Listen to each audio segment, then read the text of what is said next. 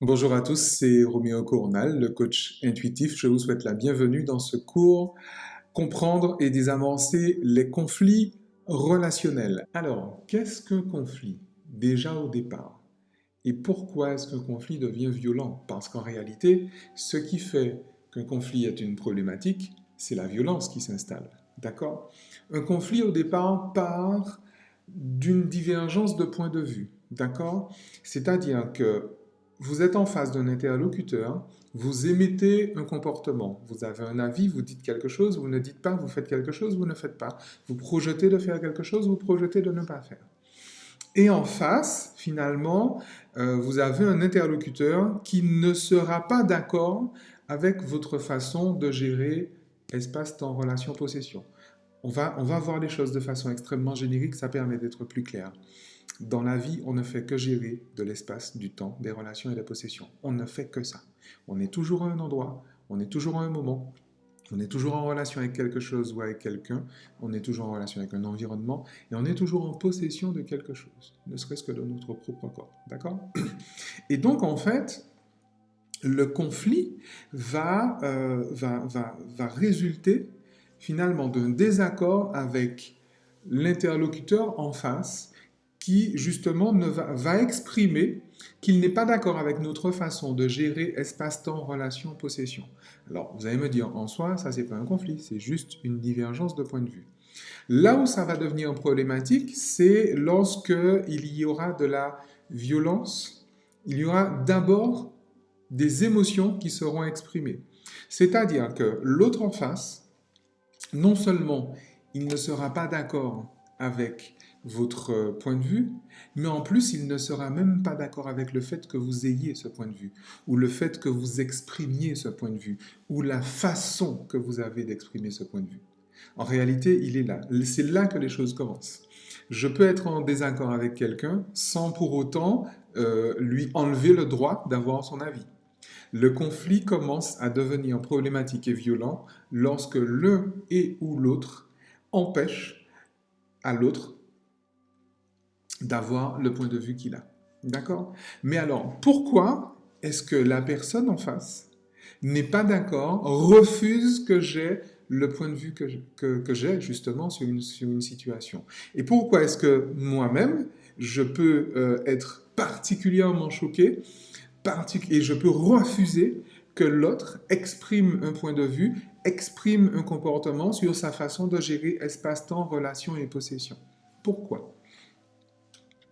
Alors, cela relève justement de notre éducation et plus précisément des conditionnements socio-éducatifs dans lesquels nous sommes enfermés. Parce qu'effectivement, nous sommes enfermés dans des conditionnements socio-éducatifs.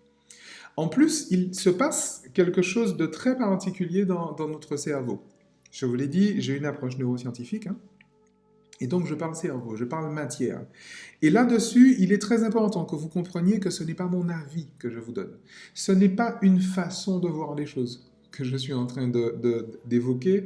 Je suis vraiment en train d'évoquer le fonctionnement du cerveau et tous les êtres humains ont un cerveau, même si par moment vous pouvez en douter, pour certaines personnes, même pour vous-même, mais tous les êtres humains ont un cerveau et toutes les actions, toutes les décisions que prennent les êtres humains, ils prennent avec leur cerveau. D'accord? Qu'est-ce qui se passe dans votre cerveau lorsque vous voyez quelqu'un poser un acte? Dire, ne pas dire, faire, ne pas faire, gérer espace-temps, relation, possession. Qu'est-ce qui se passe en vous et pourquoi vous avez justement cet accès de violence qui vous fait entrer en, en réaction, en colère, en émotion face à un comportement?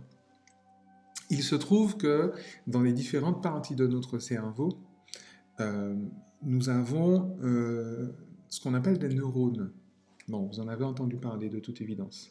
Mais nous avons autour, ici, autour du cortex sensorimoteur, ce qu'on appelle le cortex sensorimoteur, c'est la partie justement du cerveau qui gère, comme son nom l'indique, hein, les sens, les perceptions sensorielles et les mouvements, d'accord? Sensorimoteur, d'accord? Et d'ailleurs, cette population de neurones s'appelle neurones miroirs. Pourquoi est-ce qu'on a appelé ça des neurones miroirs? On a appelé ça des neurones miroirs parce que vous savez certainement que quel que soit le geste que vous faites, quelle que soit justement l'action que vous posez, en réalité, il y a une configuration neuronale nécessaire pour pouvoir poser le geste. Il y a une configuration neuronale qui consiste à prendre un téléphone. Il y a une configuration neuronale qui consiste à poser des lunettes sur son nez, les enlever. Il y a une configuration neuronale qui consiste à parler. D'accord? Et donc, lorsque vous voyez quelqu'un poser un acte, vos neurones miroirs, précisément parce qu'ils sont miroirs, vont complètement dupliquer la configuration neuronale qui correspond justement à la configuration neuronale de la personne en face. Oui, ça paraît curieux, hein, parce qu'effectivement ça se fait complètement inconsciemment, mais je vous rappelle que 95% de ce qui se passe dans notre cerveau et dans notre corps est inconscient, d'accord? 95%. Et y compris cette partie de nous qui décide de notre comportement. Alors, lorsque du coup je vais voir quelqu'un dire quelque chose, que ce soit à moi ou à quelqu'un d'autre, je vais entrer en conflit. Ok? Et pourquoi est-ce que je vais entrer en conflit? Parce que, en réalité, ce que je suis en train de vous dire, c'est que votre cerveau lui-même a posé l'acte. C'est très important de l'entendre. Je sais bien que vous allez me dire, oui, mais quand je vois quelqu'un insulter, quand je vois quelqu'un tuer un enfant, je ne l'ai pas tué. Oui, votre cerveau l'a fait. C'est ça qui est important. Votre cerveau l'a fait. Et vous savez pourquoi votre cerveau l'a fait? Parce que si votre cerveau ne l'avait pas fait, vous n'auriez même pas compris ce qui se passe. C'est précisément parce que vous avez compris que vous êtes en train de regarder quelqu'un, vous êtes en train de regarder un homme frapper sa femme, vous êtes en train de regarder une femme frapper son enfant, vous êtes en train de regarder votre patron vous traiter de gros connard, vous êtes en train de regarder votre compagne ou votre compagnon vous tromper, c'est précisément parce que vous avez compris ce que c'est qu'effectivement votre cerveau, vos neurones miroirs ont pris l'exacte configuration neuronale. D'accord? Ce qu'il est important de savoir, c'est que la réaction que vous aurez n'est pas tant due au fait que l'autre ait posé l'acte. C'est très très important. La réaction que vous avez face à l'acte que pose quelqu'un n'est pas du tout la conséquence du fait que l'autre ait posé l'acte. La réaction, la réponse émotionnelle que vous avez est due au fait que votre cerveau a posé l'acte, c'est-à-dire que vous avez posé l'acte. Et il se trouve que dans votre champ mental, donc dans l'ensemble, dans votre système de croyance, si vous voulez, on va dire les choses peut-être plus simplement, dans votre système de croyance, il y a le comportement que l'autre a posé est complètement interdit, mais pour vous. Dans votre éducation, c'est interdit de faire ça. Dans votre éducation, cet acte, cette parole, cette omission est associée à ou de la peur ou de la culpabilité. Tout à fait. Alors, vous allez me dire, oui, mais d'accord, c'est vrai que peut-être que à chaque fois que quand j'étais petit et que je disais un gros mot, je me prenais une claque. Mais je ne suis plus petit. Et voilà, je n'ai pas peur de prendre une claque de mon père ou un coup de ceinture de ma mère. Vous n'avez pas peur, consciemment, mais votre cerveau a toujours peur. Ouais, parce qu'il n'a pas encore fait la résilience là-dessus. Et en fait, c'est très simple, hein. Encore une fois, je suis neuroscientifique, je suis coach. Je ne fais pas dans le débat, je ne fais pas dans la supposition, je fais dans la science. Il y a un moyen de savoir que vous avez dépassé ça. C'est précisément lorsque vous n'avez pas la réponse émotionnelle. C'est le seul moyen. Si effectivement, vous voyez quelqu'un dire quelque chose qui vous était interdit, vous dites un gros mot, quelqu'un vous a dit un gros mot, quelqu'un vous a dit va te faire foutre, et que vous-même, le fait que vous-même vous disiez va te faire foutre, c'est associé à un retour extrêmement violent. Si quelqu'un arrive à vous dire va te faire foutre et que vous avez une réponse émotionnelle, c'est que vous êtes encore sous le joug de ce conditionnement-là. Le seul moyen d'être sûr que vous n'êtes pas sous le joug de ce conditionnement-là, c'est si quelqu'un va vous dire va te faire foutre et que ça ne vous fait absolument rien. Vous avez une réponse émotionnelle libre. Notez bien cette phrase, parce qu'en réalité, tout ce qu'on est en train de faire là a cet objectif-là, la liberté. La liberté relationnelle. La liberté, c'est la capacité de choisir sa réponse émotionnelle. Je vous la fais en mode dictée. La liberté, c'est la capacité de choisir sa réponse émotionnelle. Alors, si vous êtes enfermé dans une relation toxique aujourd'hui, si vous êtes tout le temps en conflit avec les mêmes personnes, c'est précisément parce que vous êtes privé de votre liberté. Alors, vous allez me dire, ouais, mais attends, mais il faut qu'il me respecte. Comment le gars, il se permet de... Et alors? Et alors? Et je vais vous dire en fait précisément pourquoi ça vous choque lorsque je dis et alors. Qu'est-ce qui se passe dans votre inconscient? Vous êtes sous le joug de ce qu'on appelle la blessure narcissique. D'accord? Qu'est-ce qu'une blessure narcissique? Une blessure narcissique, c'est la peur de mourir par manque d'attention. Alors, je vous rassure, tous les êtres humains ont cette blessure. Tous les êtres humains qui ont reçu une éducation, en tout cas, ce qui n'est pas le cas de tous les êtres humains, soyez-en certains. Tous les êtres humains qui ont reçu une éducation, c'est-à-dire tous les êtres humains qui, par exemple, partagent les codes socioculturels de la civilisation blanche caucasienne, c'est une très grande partie de l'humanité aujourd'hui, mais dans l'histoire de l'humanité, c'est une très faible partie. C'est important de se la rappeler. Dans la plupart des civilisations, on donne des initiations aux enfants, pas une éducation. D'accord? L'initiation et l'éducation n'ont pas les mêmes objectifs. Dans les sociétés qui se disent modernes aujourd'hui, les sociétés donc qui ont adopté les codes socioculturels de la civilisation blanche caucasienne, on donne une éducation aux enfants. C'est-à-dire qu'on leur apprend, on leur impose plus ou moins fortement une certaine façon ou plusieurs façons acceptables de gérer leur espace, leur temps, leurs relations et leurs possessions. D'accord? Et c'est pour ça qu'en fait, souvenez-vous, à chaque fois que vous avez été puni lorsque vous étiez petit, à chaque fois que vous aviez reçu une remontrance, une violence verbale, une violence psychologique, une violence physique, un coup de ceinture, un coup de martinet, une claque, une fessée, c'était parce que vous aviez géré ou votre espace, ou votre temps, ou vos relations, ou vos possessions d'une façon que vos parents ne voulaient pas que vous le fassiez. D'accord? Jusqu'à présent, dans votre cercle professionnel, lorsque vous êtes puni, lorsque vous êtes sanctionné, c'est que vous gérez votre espace, votre temps, vos relations, vos possessions d'une façon que votre supérieur ne veut pas que vous le fassiez. Dans votre couple, dans votre famille, entre amis, lorsque vous recevez une violence verbale et même physique, c'est parce que vous gérez votre espace, votre temps, vos relations, vos possessions d'une façon que l'autre ne veut pas que vous le fassiez. D'accord? Et c'est la raison précisément, c'est la source et la mécanique même du conflit relationnel dans lequel vous vous trouvez. D'accord? Alors, vous allez me dire, comment on fait pour sortir de ça? Avant de répondre à la question, parce qu'en fait, comment on fait pour sortir de ça? C'est tout l'objet justement de cette démarche que nous avons, que nous avons entamée aujourd'hui. Il est important de comprendre que aujourd'hui, si vous êtes dans une relation amoureuse, si vous êtes dans des relations sociales, si vous êtes dans des relations encore familiales, ou dans des relations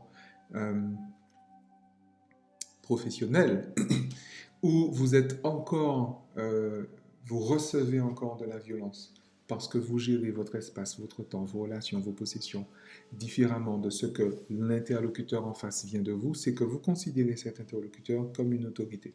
Si c'est votre mari ou votre femme, je pense qu'il y a quelque chose de mal à ça. Si ce sont vos amis, je pense qu'il y a quelque chose de mal à ça. Et même si c'est votre supérieur, je pense qu'il y a quelque chose de mal à ça. C'est-à-dire que vous n'êtes pas à la bonne place. D'accord? C'est vous qui n'êtes pas à la bonne place. C'est pas les autres qui doivent changer, c'est vous. C'est vous qui n'êtes pas à la bonne place. Pourquoi? Parce que vous êtes en fait en dépendance de ces personnes-là. C'est-à-dire que vous vous obligez finalement à être en fait d'accord avec elles pour être heureuse. Tout simplement. Vous vous obligez à être d'accord avec ces... Vous avez dans votre tête une croyance, une injonction inconsciente, euh, on appelle ça un message contraignant, qui est faire plaisir. Vous êtes en fait dans cette obligation de correspondre à ce que l'autre attend de vous. Et c'est précisément pour ça que vous ressentez de la violence. Vous ressentez de la... Vous vous sentez mal, en fait, tout simplement, on va dire ça, tout simplement parce qu'on peut ressentir plein de choses. Mais vous vous sentez mal lorsque quelqu'un vous dit, y compris de façon très calme, que ce que vous faites est juste une connerie. C'est pour ça que vous vous sentez mal. Personnellement, après un travail, effectivement, pas si long que ça d'ailleurs, que j'ai modélisé, c'est celui-là que je vous propose justement d'accomplir, il n'y a pas grand-chose qui me touche. Il n'y a vraiment pas grand-chose qui me touche. Vous pouvez me traiter de tous les mots, de tous les noms. C'est juste un point de vue. D'accord? D'ailleurs, ma philosophie de vie, elle repose là-dessus.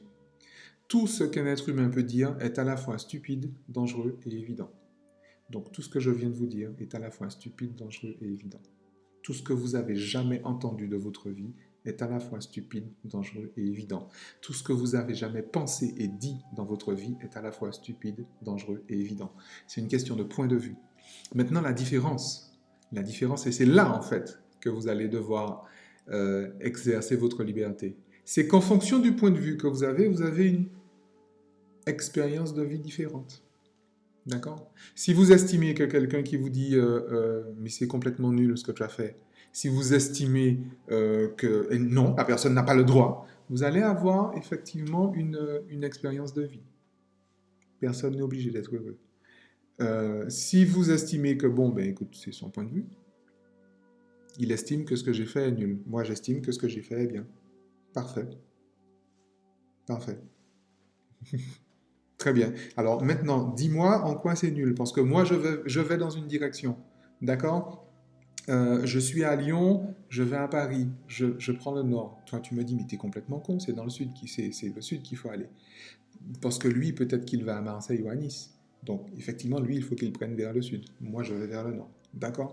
C'est en fait aussi simple que ça. Hein. J'ai l'air de réduire les choses, mais en réalité, c'est aussi simple que ça. Et si ça se trouve, c'est plus simple. Je vous ai dit, la question centrale, c'est la question de la blessure narcissique. D'où vient cette blessure narcissique? Là-dessus, je vous renvoie à un autre cours que j'ai fait qui s'appelle Votre jeunesse personnelle. Je vous mets le lien dans la signature, dans la description de la vidéo.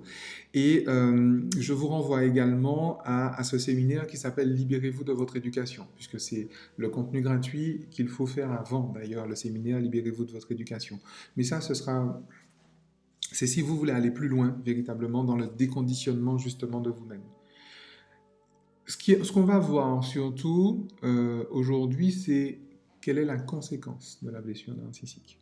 La conséquence de la blessure narcissique, c'est une compulsion comportementale que l'on appelle la dépression infantile précoce.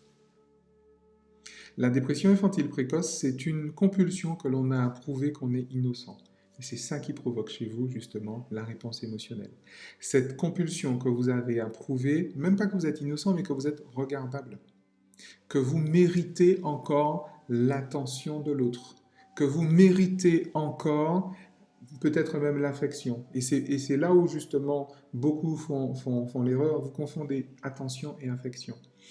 Vous savez, les personnes qui sont victimes de violences, les femmes battues, les hommes battus, ça existe aussi, hein, les hommes battus, victimes de violences physiques ou même de violences verbales ou psychiques, sont des personnes qui ont si peu d'estime d'elles-mêmes qu'en réalité, elles préfèrent recevoir de la violence qu'être ignorées. Et en réalité, il est là le souci. La peur de mourir par un manque d'attention est complètement saine. Parce qu'effectivement, un enfant, lorsqu'il est, jusqu'à ce qu'il soit mature psychiquement, ce qui arrive très tard dans la vie, mais très très tard, genre à partir de 12 ans. Ça commence à partir de 12 ans et c'est achevé à 22 ans. C'est très très tard. Donc jusqu'à 12 ans, un enfant a effectivement besoin de ça. Un enfant a plus besoin d'être regardé, un bébé par exemple a plus besoin d'être regardé qu'il n'a besoin de, de manger. D'accord? Ça, c'est extrêmement important. Encore une fois, je ne suis pas en train de vous donner mon avis sur la question. Je suis en train de vous parler de faits scientifiques avérés qui ont été largement étudiés, commentés, critiqués, reposés et à la fois et après avérés et reconfirmés. D'accord? Je suis en train de vous parler de matière. Je ne suis pas en train de vous donner mon avis. Je suis en train de vous donner des faits et encore des faits scientifiques. Ok? Donc le principe, il est là. Ce qui se passe dans votre inconscient, c'est précisément ça. C'est que vous avez une peur archaïque de mourir. Et lorsque quelqu'un vous dit que vous avez fait quelque chose de mal, vous avez peur de perdre son attention, vous avez peur de perdre son affection. Déjà, vous avez confondu attention et affection. Et en réalité, vous avez peur de perdre inconsciemment l'affection de la personne que vous avez transférée dessus. Généralement, vos référents parentaux. Papa, maman, les premiers éducateurs, les personnes qui vous ont élevé. Ça peut être aussi la grand-mère, le grand-père en fonction de votre histoire. Mais il y a des personnes qui, jusqu'à l'âge de 12 ans, ont été vos principaux fournisseurs d'attention, vos principaux fournisseurs d'affection. Sauf que cette attention et cette affection que ces personnes vous ont donnée n'était en aucun cas gratuit. En aucun cas. En aucun cas. Ça n'a jamais existé pour vous, ni pour moi. Et si vous êtes parent, ça n'existe pas non plus pour vos enfants. Pour qu'un enfant soit regardé et reçoive l'affection de ses parents, il faut qu'il gère son espace, son temps, ses relations, ses possessions, comme son parent lui demande de lui faire. Et s'il ne le fait pas, l'enfant est puni. Il est puni physiquement, il est puni socialement, file dans ta chambre. Il est puni, comme vous voulez, de façon plus ou moins forte, mais il est puni. Il est puni par du rejet, par de l'abandon, par de la trahison, par de l'humiliation, par de l'injustice. Les fameuses 5 blessures là, de Lise Bourbeau. Et c'est comme ça que fonctionne un système éducatif. Et jusqu'à présent, regardez bien, je sais que ça peut choquer ce que je vous dis, mais regardez bien vos relations. Si vous êtes en relation toxique avec votre compagnon, votre compagne, c'est comme ça que vous fonctionnez. Si vous êtes en relation toxique avec votre supérieur ou vos collègues, c'est comme ça que vous fonctionnez. Si vous êtes en relation toxique avec vos amis, c'est comme ça que vous fonctionnez. Si vous êtes en relation toxique avec votre famille, c'est comme ça que vous fonctionnez. C'est parce qu'il y a des personnes qui exigent de vous que vous gériez espace-temps, relation, possession d'une certaine façon. Il y a des comportements qui vous sont admis, d'autres qui ne vous sont pas admis, et encore à certains moments. Il y a des expressions émotionnelles qui vous sont admises et d'autres qui ne vous sont pas admises, et encore à certains moments, et à certains moments, certainement aussi. Et en fait, ce qui vous fait souffrir, c'est que justement, vous n'admettez pas que ces personnes n'acceptent pas votre façon de fonctionner. Et vous n'admettez pas que vous puissiez vous détacher de cette attention que ces personnes vous donnent, de cette affection que ces personnes vous donnent. D'accord? Et c'est là où ça peut être extrêmement violent. D'accord? Et encore une fois, c'est des choses qu'il faut prendre le temps de bien poser, de bien écouter, et regardez autour de vous. La dernière fois que vous avez eu une dispute avec quelqu'un, ne partez pas dans des justifications. Il s'est passé quoi? Vous avez dit quelque chose, vous avez fait quelque chose, vous n'avez pas dit, vous n'avez pas fait. L'autre ne l'a pas accepté. Et du coup, vous envoyez des choses extrêmement violentes. Après, il y a aussi des conditionnements sociaux qui font que lorsqu'on est en relation avec des personnes, on s'interdit d'arrêter la relation. On s'interdit d'arrêter un mariage. On s'interdit d'arrêter une relation de couple. On s'interdit d'arrêter même un contrat de travail. On s'interdit d'arrêter des relations qui sont déjà officialisées et des relations dans lesquelles nous nous sommes nous-mêmes engagés. Un mariage, un contrat de mariage, un PACS, un contrat civil ou un contrat de travail, c'est la même chose. C'est un engagement qu'on a pris et en fait, on ne veut pas se dédire, on ne veut pas quitter cet engagement.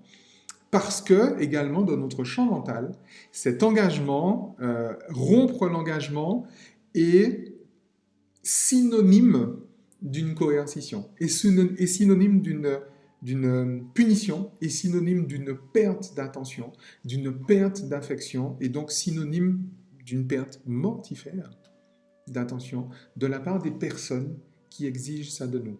Et généralement de la part des personnes qui ont été nos principaux fournisseurs d'attention et d'affection dans nos 12 premières années. Ça a été nos parents, ça a été nos éducateurs, ça a été également les copains de classe, bien évidemment, la société, bien évidemment, nos premiers meilleurs amis. D'accord? Et en réalité, vous comprenez que le conflit, je vous ai dit, ce cours, alors c'est vrai que ce cours est au départ théorique, mais dans le même temps, vous voyez que c'est très très pratique. La clé que je vous avais promise pour désamorcer le conflit, elle se trouve là.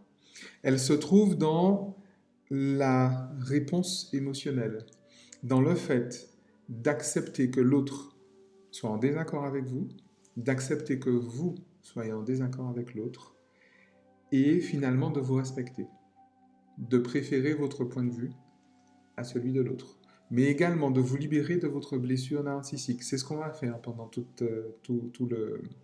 le processus, de vous libérer de votre blessure narcissique, d'accepter de perdre l'affection de l'autre, mais vous pourrez d'autant plus facilement accepter de perdre l'affection de l'autre si l'affection que vous vous donnez, l'amour dont vous avez besoin pour vivre, parce qu'en réalité, on a tous besoin de ça, une fois même devenu adulte, l'amour dont vous avez besoin pour vivre, vous le donniez à vous-même. D'ailleurs, je vais vous donner une définition de l'enfant, une définition de l'adulte, du point de vue émotionnel, du point de vue limbique. Le système limbique, c'est la partie du cerveau qui gère les émotions. C'est la partie d'ailleurs du cerveau qui est en contact direct avec notre système nerveux autonome, qui produit nos réponses de stress, agressivité, fuite, anesthésie. D'un point de vue purement limbique.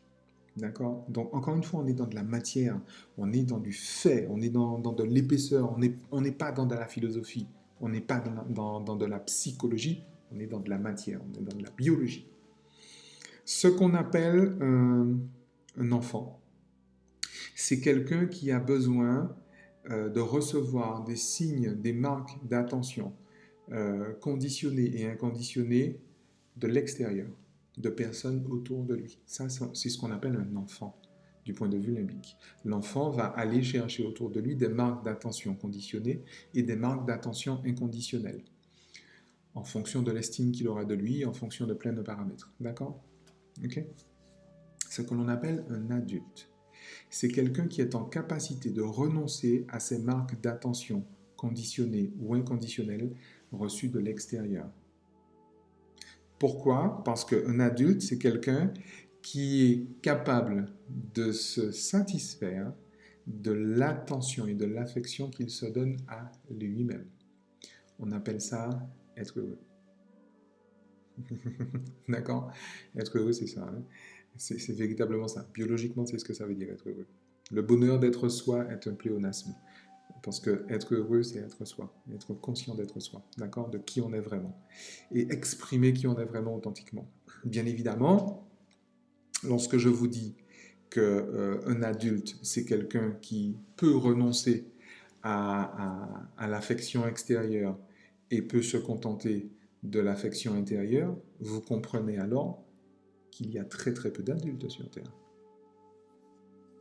Et en fait, en vrai, c'est pas pour vous choquer que je dis ça. C'est pas pour, encore moins pour vous bousculer, encore moins pour vous insulter, bien évidemment. Mais si vous êtes aujourd'hui dans un âge biologique avancé, c'est-à-dire mature, au-delà de 21 ans, et que vous vous retrouvez dans une situation toxique, c'est que vous fonctionnez encore comme un enfant. C'est que votre système limbique fonctionne comme le système limbique d'un enfant. Vous êtes dans un état psychologique d'enfant.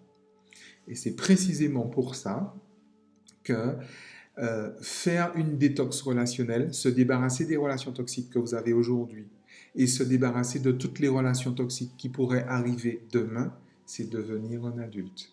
C'est gagner en maturité et donc gagner en autonomie psychique, donc votre autonomie émotionnelle, gagner en autonomie sociale et gagner en autonomie financière.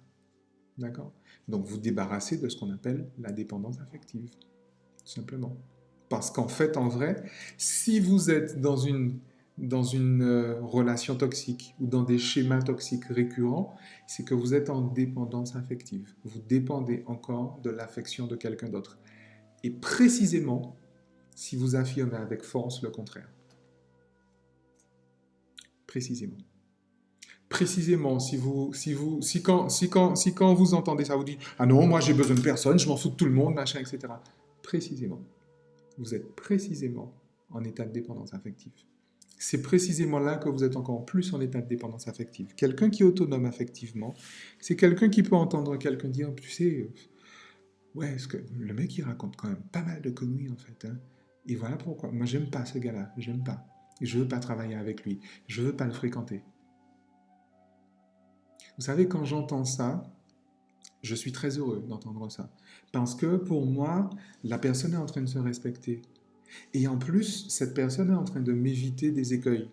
Parce que je n'ai pas envie non plus de m'imposer à des personnes qui ne veulent pas de moi. J'ai pas envie. J'ai pas envie. Pourquoi est-ce que vous voulez que je m'impose à des personnes qui ne veulent pas de moi? Ces personnes, fussent-elles mes propres parents, fussent-elles mes propres enfants, fussent-elles mes amis, mes collègues, j'ai pas envie de m'imposer à eux. Pourquoi est-ce que vous voulez que je m'impose à eux? Pourquoi? Pourquoi faire? Et pourquoi est-ce que vous voulez vous imposer à vos amis, à vos parents? Pourquoi? Je vais vous le dire pourquoi. Parce que vous avez peur d'être seul, vous avez peur de manquer d'affection, vous avez peur de manquer d'attention, et donc vous avez peur de mourir. Le jour où vous serez débarrassé de cette peur de mourir, et c'est ça que je vous promets au bout du compte, hein, au bout du processus, le jour où vous serez débarrassé de cette peur de mourir, vous n'aurez pas donc de difficulté euh, à recevoir des signes de non-affection, y compris de vos parents, y compris de... Vous n'aurez pas de souci avec ça. Tu ne m'aimes pas, tu m'aimes pas, tu as le droit de ne pas m'aimer. Et grand bien te fasse, tu as le droit de ne pas m'aimer. Et donc je ne vais pas m'imposer à toi, puisque je ne vais pas non plus t'autoriser à t'imposer à moi. Et comme je sais que je suis quelqu'un de suffisamment aimable, je trouverai plein de gens qui m'aiment. Il y en a plein. Il y en a plein qui ne m'aiment pas, mais aussi il y en a d'autres qui m'aiment. Et vous voyez, en fait, ça c'est... J'ai grossi le trait, je sais bien, mais en fait, il est là, en fait, le, le chemin. Elle est là, la clé. C'est comme ça qu'on sort de la relation violente, en fait. Au jour où je vous parle, je n'ai aucune relation violente avec personne. Pourquoi? Parce que le meilleur moyen de désamorcer la violence, avant même qu'elle ne se présente, c'est précisément d'entrer en conflit et de s'autoriser à entrer en divergence. Je ne suis pas d'accord avec ce que tu dis, mais par contre, j'entends, et c'est peut-être intéressant, hein, effectivement. Je regarde bien. D'ailleurs, explique-moi ton point de vue. Explique-moi. Très bien, j'entends. Ok. Moi, ma vie, je l'ai designée autrement. Je vais autrement. Maintenant, je comprends, hein, ok? C'est bien, c'est bien. Et c'est aussi anodin, j'ai envie de dire, que quelqu'un qui vous dit, oh, moi, j'aime pas le chocolat, je préfère la fraise. Que quelqu'un qui vous dit, écoute, non, moi, je ne t'aime pas toi. Je préfère quelqu'un d'autre. Ou quelqu'un qui va me dire, non, j'aime pas les noirs. Non, pour moi, les noirs sont sales, sont des sales cons, machin, etc. Ok, très bien. Très bien. C'est un point de vue, c'est ton point de vue, c'est parfait. C'est parfait. Tu vis bien avec ça, tant mieux. Tu vis mal avec ça, ça te regarde. Si tu veux améliorer ton système de pensée, c'est grand bien te fasse. Je ne vais pas m'imposer à toi. D'accord? Je ne vais pas m'imposer à toi. Et tu ne vas pas non plus t'imposer à moi, crois-moi. Puisque si tu veux être heureux, si tu n'aimes pas les noirs, arrête d'en fréquenter. D'accord? Va fréquenter des personnes que tu aimes. Passe du temps avec des personnes que tu aimes. Et ça, ça aussi, c'est une science, figurez-vous. L'épigénétique. L'épigénétique dit qu'on est la moyenne des 5 personnes avec qui on passe le plus de temps. Si vous êtes en conflit aujourd'hui avec des gens, si vous êtes malheureux en amour, au travail, dans la société, dans la famille, c'est que vous passez du temps avec des personnes qui ne vous aiment pas, qui ne vous aiment pas tel que vous êtes, et vous refusez de ne pas vous imposer à ces personnes-là. D'accord? Encore une fois, je vous ai donné les choses de façon un peu violente. On a juste passé une demi-heure ensemble. Le processus, il fait plusieurs étapes, hein. Mais il est important que vous compreniez véritablement l'origine et le fonctionnement inconscient de votre champ mental, de votre propre inconscient individuel et de l'inconscient collectif par rapport à ça, pour que vous puissiez comprendre exactement où vous êtes. Parce que c'est seulement si vous savez où vous êtes que vous saurez par où, par où en sortir. D'accord? Et d'ailleurs, si souvent vous tournez en rond, c'est parce que vous pensez être à un endroit. Et donc vous vous dites, tiens, c'est par là qu'il faut que j'aille pour en sortir, mais alors qu'en réalité, vous en êtes à un autre. Et en prenant cette même direction, vous enfoncez dans la situation. D'accord? Donc le principe, il est là. Euh, c'est une question effectivement épigénétique, c'est une question de connaissances. Et ces connaissances, je vais vous les apporter justement dans ce programme de la détox relationnelle. C'est aussi une question de conscience. Et ce niveau de conscience, il va augmenter au niveau tout au long de cette démarche de détox relationnelle. C'est aussi une question d'estime de soi. Alors, on ne peut estimer soi que si on sait qui est soi.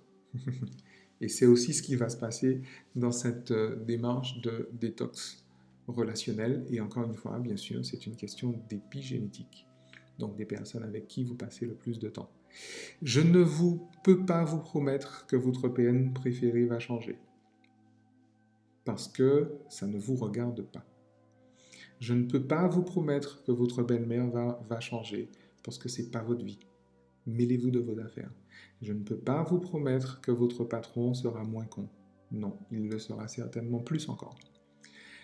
Par contre, encore une fois, je peux vous promettre que comme vous êtes à l'endroit où vous ne devez pas être, si vous allez à l'endroit où vous devriez être, là, je peux vous promettre, sans aucun souci, qu'effectivement, vous serez plus heureux.